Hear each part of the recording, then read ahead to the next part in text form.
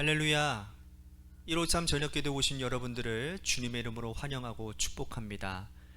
오늘 이 저녁 시간에도 우리 가운데 하나님께서 우리의 상한 마음 또 지친 영혼을 주님께서 새롭게 하시는 은혜가 있게 될 줄로 믿고, 또한 우리들의 육신의 질병을 가지고 있는 사람들을 위해서 이 시간 매 시간마다 중보 기도할 때에 분명히 하나님께서 응답하시는 역사로 함께 하실 줄로 믿습니다. 우리 같이 이 시간에 그래서 이 찬양을 고백했으면 좋겠습니다. 나의 힘이 되신 여호와여, 내가 주님을 사랑하고 찬양합니다. 나의 하나님, 나의 구세주를 이 시간 높여 찬양하는 시간이 되기를 소원하겠습니다.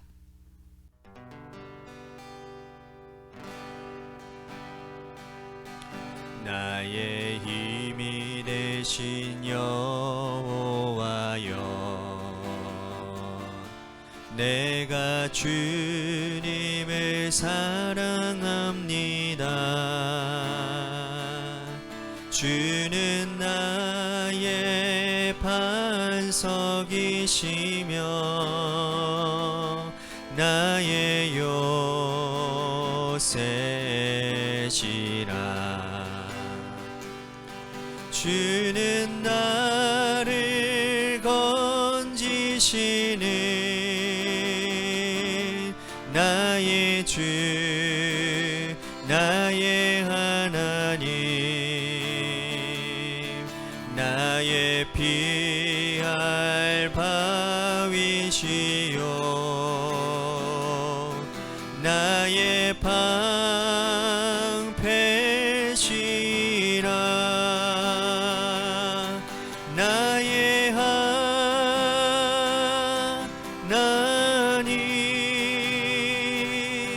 나의 하나님,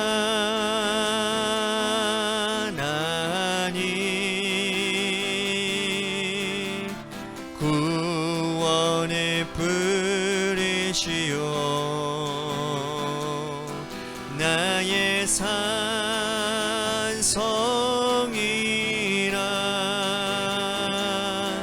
나의 하나님,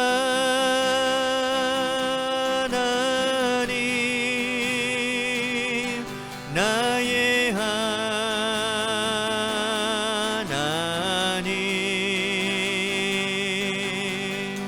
그는 나의 여호와,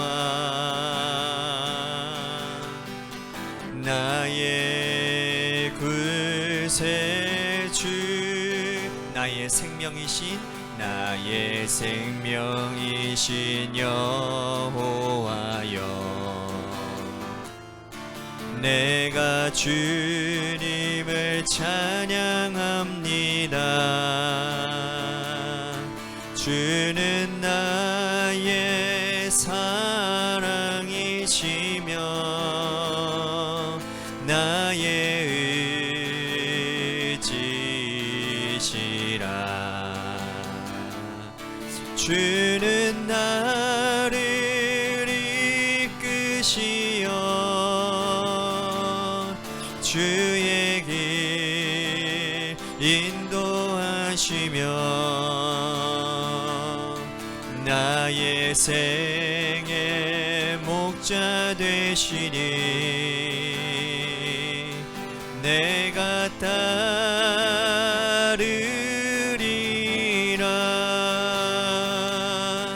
나의 하나님,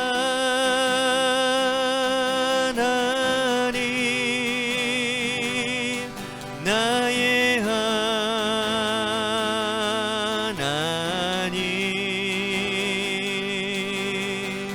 생명의 면류관으로 내게 씌우소서.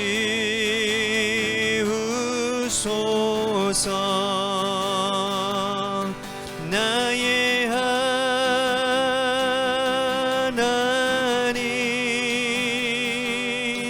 나의 하나님,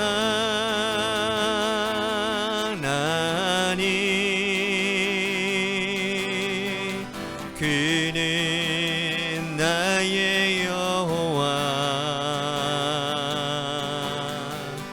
나의 구세주.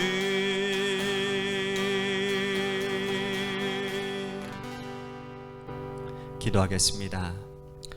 오늘도 우리들의 연약함 가운데서 하나님, 우리들의 환경을 바라보며 우리의 상황을 바라보며 믿음이 주저앉은 자들이 있습니까?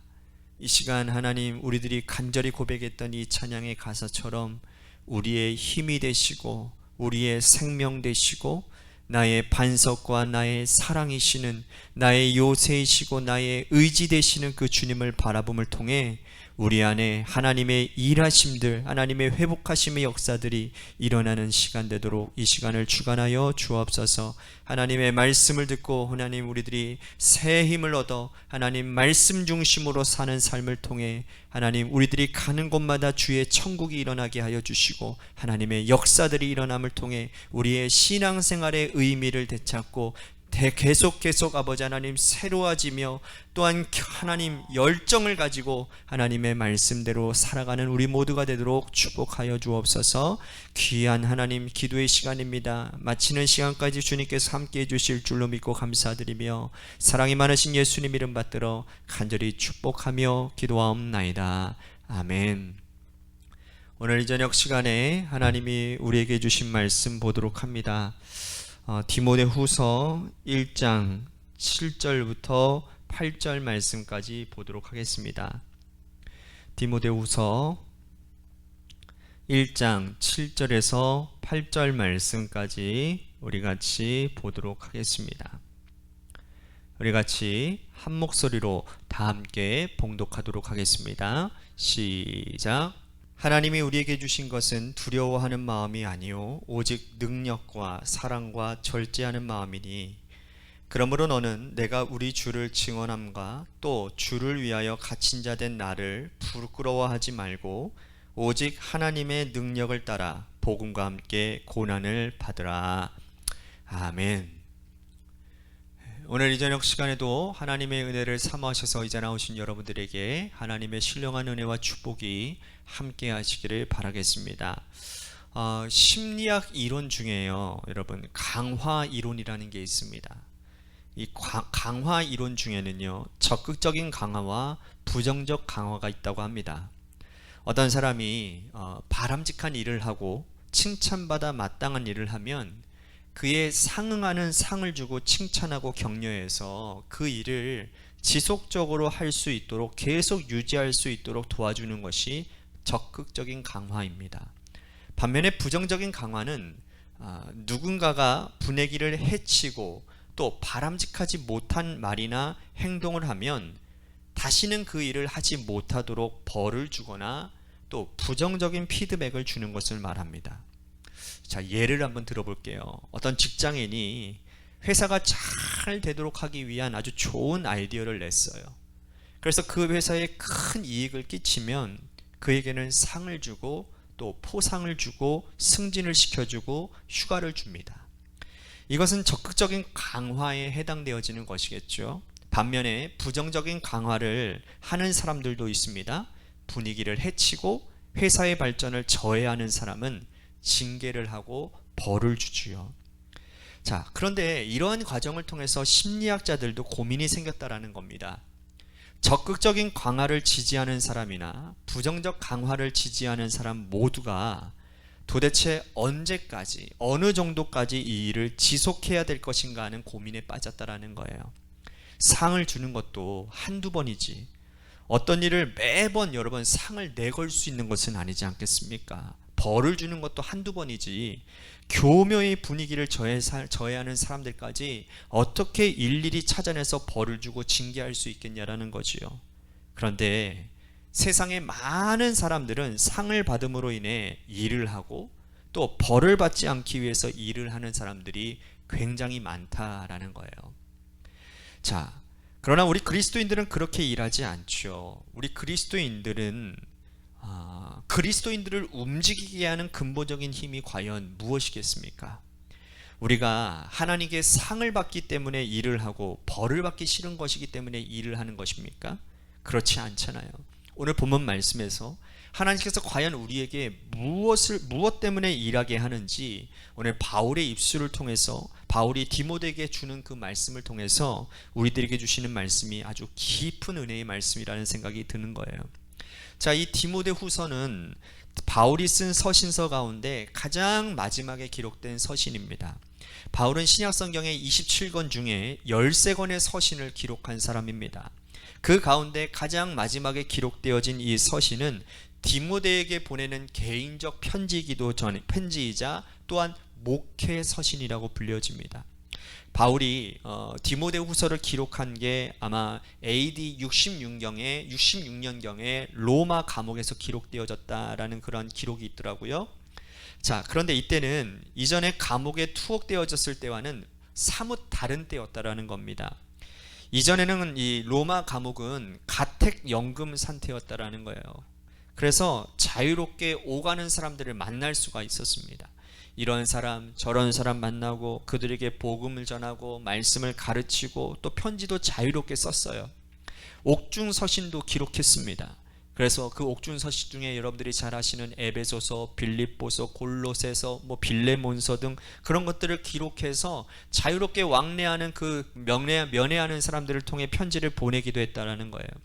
그런데 오늘 이 디모데후서를 기록하고 있는 이때에는 이제 그가 순교할 날이 얼마 남지 않은 거예요. 그러니까 몸으로 직감을 하고 디모데에게 마지막 서신을 그의 모든 정열을 다해서 기록하고 있는 것입니다. 자, 1절과 2절 말씀 보겠습니다.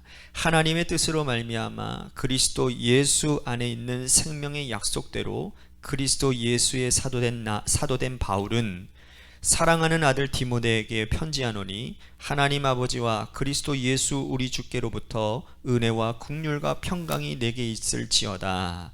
자, 바울은 그가 쓴 12권의 서신에서는 은혜와 평강을 언급했어요. 빠지지 않고 그의 서신 첫 머리에는 항상 은혜와 평강이 언급되어지지만 마지막 서신인 이 디모데후서에는 긍휼도 함께 언급되어져 있다는 거예요. 은혜와 긍휼과 평강이라고 말을 하지요. 자, 바울의 일생을 지지하고 지탱하고 있었던 두 가지 키워드가 있었다면 그것은 뭐냐? 은혜와 평강이었어요. 은혜는 뭡니까? 자신의 노력으로 얻을 수 있는 것이 아닌 거예요. 하나님께서 주셔야, 하나님께서 위로부터 내려주셔야 받을 수 있는 게 은혜인 거예요. 은혜를 주십시오, 은혜를 구합니다 라고 해서 받을 수 있는 것이 아니고 나는 은혜 받을 자격이 없는데 하나님이 주시는 것, 그것만이 은혜라고 말할 수 있다라는 것이죠. 그 은혜를 통해서 누리게 되는 것이 뭐냐? 평강입니다. 그러니까 바울은요, 항상 평생 동안 붙들고 있었던 두 가지 기둥이 있는데 그것은 뭐냐 하면 하늘로부터, 하나님으로부터 위로부터 내려주시는 은혜와 그 은혜를 받아 누리는 자의 평강을 가지고 열심히 복음 사역을 했다라는 겁니다. 그런데 일생의 마지막에 끝나는 시점에서 자신을 돌아보니 은혜와 평강에다가 긍휼까지 덧입혀지고 있다라는 거예요. 긍휼이 뭡니까? 긍휼은 자격 없는 자에게 부어주시는 하나님의 놀라운 사랑이라고 표현할 수 있을 것 같아요. 여러분, 바울은 사실 일생을 돌아보니 자기 자신의 일생은 자격 없는 사람이었다는 것을 깨닫게 됐다는 겁니다. 그는 핍박자요, 그리스도의 반대자요, 예수 믿는 자를 잡아다가 옥에 넘기고 스데반 집사를 돌에 맞아 순교하게끔 돌을 던지는 사람들의 옷을 지켜주었던 그러한 살인의 동조자였어요. 그랬던 그가 하나님이 택하시고 복음 전도자로 사용해 주셨습니다. 이것은 자격 없는 자에게 부어주시는 하나님의 강권적인 역사라는 것이죠. 바울은 이것을 뭐라고 표현하느냐? 긍휼이라고 표현하고 있는 겁니다. 이것은 오늘 우리들에게도 마찬가지지 않겠습니까? 가끔 우리의 일생의 발걸음을 멈추고 뒤를 돌아보면 나는 긍휼을 입은 자라고 고백하지 않을 수가 없다라는 거예요. 돌아보면 죄인이었고 악한 사람이었고 지금도 매번 죄악에 넘어지고 사단의 앞잡이 노릇하고 있고, 그런데 그런 우리를 하나님이 긍휼히 여겨주시고 그리스도의 십자가의 보혈로 구원해 주신 것은 은혜와 긍휼, 이것 외에는 표현할 다른 방법이 없다라는 거예요. 그러므로 바울을 움직이게 하는 동력은 이 땅에서의 어떤 상도 아니고 벌을 받을 만한 그런 두려움도 아니고 하나님이 주시는 은혜와 긍휼과 평강이었음을 그는 사랑하는 믿음에서 낳은 아들 디모데에게 알리고 고백하고 있다라는 것이죠. 이렇게 은혜와 긍휼과 평강을 입은 자에게 그는 큰 유익이 있다라고 말을 하는데, 그거는 어떤 두려움도 그에게 다가오지 않을 것이라고 말을 합니다. 자, 오늘 본문 말씀 7절과 8절 보십시오. 하나님이 우리에게 주신 것은 두려워하는 마음이 아니요 오직 능력과 사랑과 절제하는 마음이니, 그러므로 너는 내가 우리 주를 증언함과 또는 주를 위하여 갇힌 자 된 나를 부끄러워하지 말고 오직 하나님의 능력을 따라 복음과 함께 고난을 받으라. 하나님이 우리에게 주신 것은 두려운 마음이 아니라고 말을 합니다. 사실 인간적으로 보면 지금 바울은 죽음을 앞에 두고 있는 거예요. 그것도 자연사가 아니라 감옥에 갇혀서 어떠한 방식으로 여러분 죽을지 모르는 상황입니다. 예수님처럼 십자가에 달려 죽을 수도 있을 것이고, 아니면 수많은 크리스찬들처럼 짐승에 물려서 맹수에게 물려 뜯겨서 죽게 될지도 모르는 거예요. 여러분, 얼마나 두렵겠습니까? 그런데 그는 하나님이 우리에게 주신 것은 두려운 마음이 아니라는 거예요. 왜냐하면 은혜를 받았고 긍휼을 입어서 마음속에 평강을 가득 채워서 누리고 있기 때문이라는 겁니다. 그는 은혜를 받기 전, 긍휼을 받기 전에는 세속적인 사람이었습니다. 그런데 은혜를 받고 나니, 만약 내가 은혜와 긍휼을 받기 전에 이대로 죽어버렸다면 이 땅에서는 부귀영화를 누리고 잘 먹고 잘 살았을지는 모르지만 지옥불에 떨어졌을 것을 깨달았기 때문에 소스라치게 놀랐고 두려워했을 것이라는 겁니다. 그런데 은혜와 긍휼을 입어서 그는 천국을 보장받은 사람이 되었다라는 거예요. 그러므로 세상에서 어떤 두려움이나 어떤 위험도 그를 겁나게 만들지 못하고 두렵게 만들지 못했다라는 것이죠. 십자가에 달려 죽건 짐승에 물려 죽건 그에게 전혀 두려운 것이 아니었기 때문이라는 겁니다. 오직 그를 두렵게 하는 것은 뭐였습니까? 천국 가지 못할까 봐, 이 땅에서 예수 믿지 않고 그대로 죽어서 복음 받아들이지 않아서 세상을 떠나 지옥불에 그의 영혼이 떨어지게 될까 봐, 그것만이 그에게 두려움이었다라는 거예요.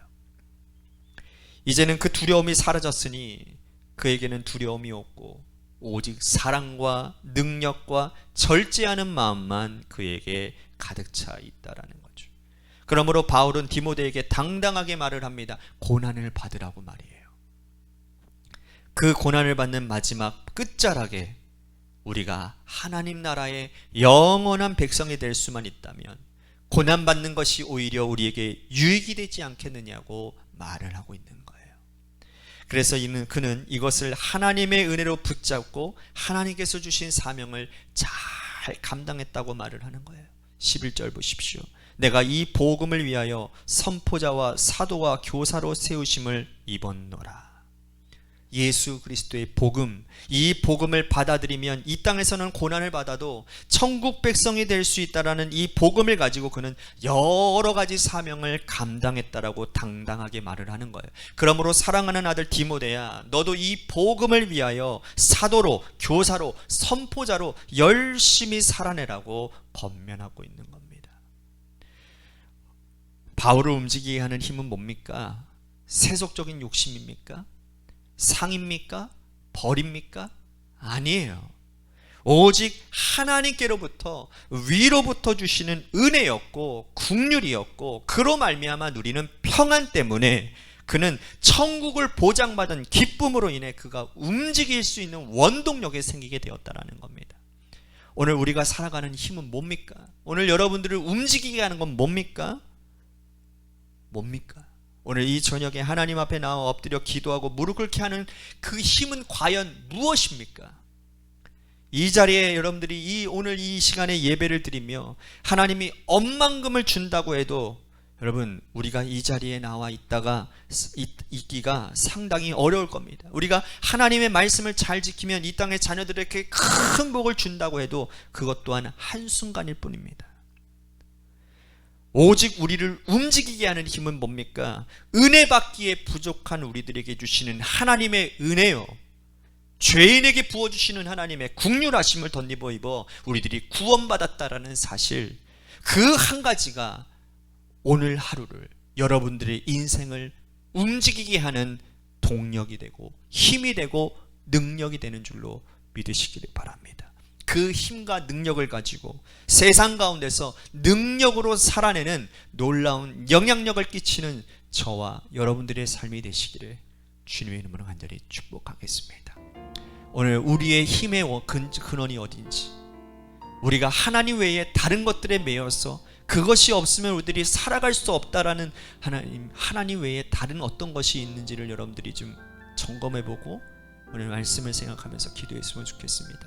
또 한 가지, 우리 교회를 위해서 간절히 기도합니다. 하나님께서 세워주신 몸된 교회가 먼저 우리들이 구원받았고 하나님의 은혜를 받았고 긍휼하심을 입었으니 하나님, 우리가 주님의 복음 사역을 잘 감당하는, 영혼을 구원하고 열방을 회복시키는 그러한 교회로 우리 교회가 세움받게 하여 주시고 쓰임받게 하여 주시옵소서라고, 마지막으로 우리 정춘호 권사님 남편분을 위해서, 우리 김순환 권사님과 우리 박경혜 권사님, 또 김호중 권사님을 위해서도 기도해 주시기를 바라고, 여러분들의 삶의 자리와 여러분들의 자녀들을 위해서 기도하시다가 돌아가시기를 바랍니다. 노래 끝날 때까지 여러분들 기도해 주십시오. 우리 같이 기도하도록 하겠습니다.